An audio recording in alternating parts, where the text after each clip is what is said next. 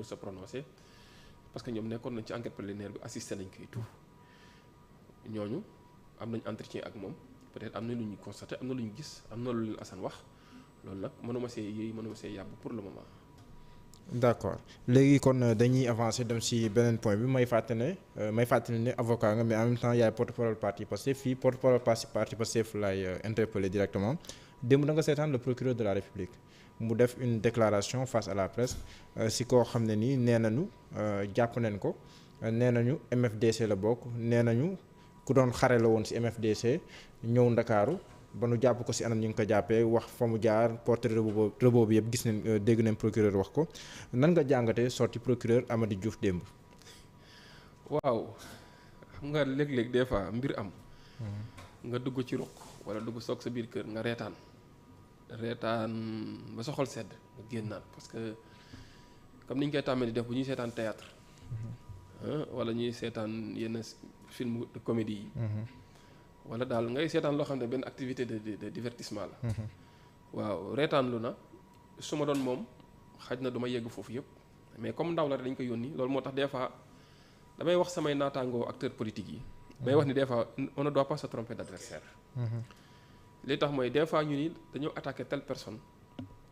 en réalité kooku ndaw kese dañ ko yónni.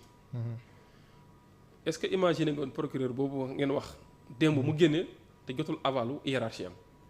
ku mel ni le président de la République wala le ministre de la justice. moo ko sax jox ndigal. voilà jeex na en réalité non seulement ñoo ko jox ndigal mais en réalité ñoo ko jox sax ne nga waxal ni. mais est-ce que ce n'est pas le normal bu ñu xoolee rapport bi nga xam te nii. waaw non moo tax ma ni c'est normal. dans le cadre de le rapport hiérarchique c'est normal. moo tax man du ma ñëw di juger la personne du procureur moom laa la wax. olof dani des fois bu la xale tooñee. da nga koy jéggi duma ki ko yónni. wala duma ki ko yilif. moom. procureur de son adversaire de sunu ñu nawle il n'est pas notre alter ego dans le champ politique mais nag comme waxloo nañ ko dañuy ñëw ci wax yi rek muy ay wax yoo xam te nii mënoon na ñàkk tab parce que ay wax gënu koo ñaaw te li ci gën a naqare nag mooy wax ji mu jël di ko jéem a dëkkale ak ay parti politique ñi nga xam ne dañoo nekk ci opposition bi Mohamed may wax ni Sénégal il faut que tamit ñu arrêté yenn cinéma yi yenn farce yi il faut que ñu arrêté ko li tax ñu war ko arrêté mooy 1960 ba tey c'est vrai pouvait y avoir des rapports heurtés des fois des rapports tendus entre adversaires politiques mais lu ñu gis ci jëmmi jamono yi ci 5 ans yu mujj yi mais dafa doy waar dafa ñaaw man mënuma comprendre politique jar adversité politique yóbbee la nit ki boo jógee ci complot bii dem nga ci complot bële boo jógee ci complot bii beneen bi dem nga ci beneen complot te lépp loo ci def day échouer.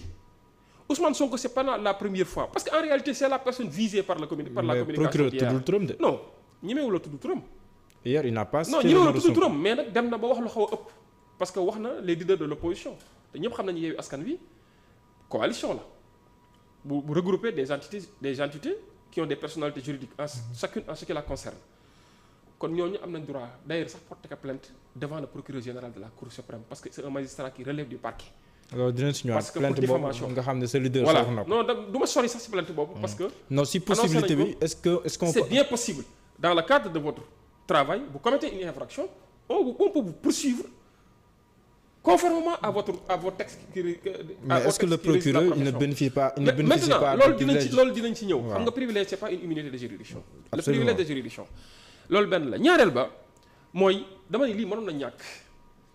te. ndeysaan bu ñu jógee ci lii dañ dem ci leneen ñoom chaque jour ñun ñu jox ñu ay information avant sax ñuy wax jox nañu ay xibaar wax ne ñu ngi waajal nangam mais des fois ànd nañoo ngëm ànd nañoo dal nous n'avons rien à nous reprocher mais des fois dañuy jël yàlla tekk ci mbir mi jël le peuple sénégalais. mais yan façon xibaar ngeen jotoon ci mbir non da bari na Ousmane Sonko sax wax na ko démb fi Macky Sall séjour France am bi yëpp audience yi mu doon recevoir yëpp. boo jëlee à 90% ci Sonko la woon te loolu dafa am mais nag dafa jàpp ni moom moo ñu gën a informé fa mu toog di def ay pexe ak ay mbiram jàpp ne ñun am na ñu fa toogal. mais te loolu yaakaar naa boo xoolee ni événement yi di demee rek. fexeel Sonko jar na dem ba France. non mais Macky Sall est-ce que mos naa wax ak peuple sénégalais par rapport à Sonko waxee ko fii Sénégal France rek lay dem bitim réew la koy waxee sénégalais bari ñu ngi posé ay questions la pourquoi mënta toog fii di ko fi wax.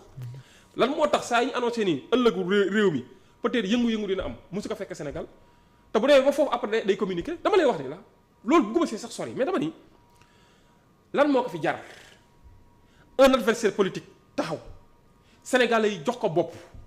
wane seen bopp lu mu woote ñoom ñëpp ñu taxaw di xaar ndigal manifestation bi fi passé jar nga ni xaaral jóge naa ci complot wàllum siif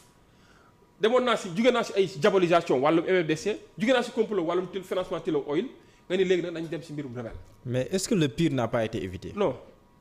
gis nga dama lay wax. par l'ingéniosité de nos forces de défense et de sécurité. parce que ils ont été alertes topp waa ji topp ko ba ni procureur waxee nu jàpp ko à la veille de la manifestation. ñan ñoo yor les renseignements et la sécurité au niveau des frontières c'est l'armée xam nga tamit bu ñu fowee xelu sénégalais yi armée bi ñoom ñoo fi taxawoon y avait des forces occultes au niveau des manifestations du mois de mars. ministre de l'intérieur moo ko waxoon ministre de l'intérieur moo ko waxoon. ak certains sous-fifres de l'APR inconditionnel de Macky Sall génnoon nañ fi saaga ñu wax ñu lu nekk ay forces occultes d'ailleurs ils se contredisent dans leur déclaration parce que ça a tiré de tous les côtés de tous les sens kenn xamul sax. dégg nañ ne parallèlement ay officiers de l'armée ñu ne loolu moom amul. les officiers de l'armée après avoir recueilli des renseignements officiels sincères vérifiables ñoo ñëw taxaw ne le ministre de l'intérieur wax ñoom dañoo yaru sax ni ñu ko waxee dara du ci dëgg. Sénégal amul gisul fu ñu ne. ay présence force occulte wala ay rebelle. est-ce que niveau d'information yi benn la. non dama ne le ministre de l'intérieur il a plusieurs sources d'information. ministre de l'intérieur kan moo koy renseigner les services de renseignement de l'armée nga yaakaar ni service de renseignement de l'armée ay services caaxaan la. Sénégal fu mu toll ci respectabilité fu mu toll ci crédibilité par rapport à notre armée par rapport à la formation par rapport à nos renseignements et même à la rigueur de nos acteurs militaires nga yaakaar boobu Sénégal di ngay jël taxaw naan ministre de l'intérieur am ay. quelques inconditionnels yi koy renseigner ay agents de renseignement dañu xam ne ñu si bëri ay escrocs nañ nga ñëw les forces de défense et de sécurité am ay renseignements officiels ñëw taxaw ne la li nga wax du dëgg. ñu ñëw taxaw di attardé wu ci loolu. xam nga tamit Mohamed dama bëgg ni Sénégal il faut tamit ñu joxante cër tuuti joxante cër mooy Ousmane Sonko yàgg na koo wax Macky Sall tant que fi mu toog mu ngi xool Ousmane Sonko te xoolu ko bëtu nawle toujours des rapports heurtés lay doon toujours côté pouvoir côté opposition ce seront toujours des rapports heurtés. alors ce n'est pas bien pour notre démocratie ce n'est pas bien pour notre république Sénégal ñëpp ko bokk il faut que Macky Sall comprendre ne il est né après les indépendances maanaam avant sa naissance il y avait déjà un état du Sénégal te wallaahi fii xanaa 2030 l'an 3000 du ko fekk fii te l'an 3000 il y aura toujours un état du Sénégal. mais maître il faut que ñu comprendre benn mbir foofu laa bëgg a daaneel ci mbir mi. xam nga dama ni wax na ki wax démb wax na ma nee naa da sunu nawle duñ tontontoog ak moom kaka yónni la ñu tontu. yat sénégalais nag weesuwul nga wax lu réy noonu ba pare nga ni jot nga information yi depuis xool nga retracé nga fi mu jaar yëpp te jàpp ko ci diggante bi xool na la naka la benn bi mooy Sonko wax na ko mu ni heureusement waaj boobu tuddee Ousmane bañ santale ko jaatu bu tuddoon Ousmane dinañ uti keneen koo xam te ni nii même bu tuddoon ne leen Sonko lañ koy santal pour wax la ne leen en réalité c'est des complots sordides yoo xam ne lu ñaaw la ci taarixu réew mi lu ñaaw la ci taarixu démocratie lu ñaaw la ci république parce que mënoo taxaw yor benn mbir nga xam dañ la koo dénk vous n'êtes qu'un simple locataire du palais nga bëgg a taxaw ne mbirum Sénégal léegi ku ni ñu fëdd sa ndigg ñun ñoo moom réew mi kenn du sëqat kenn du wax boobu Sénégal Macky Sall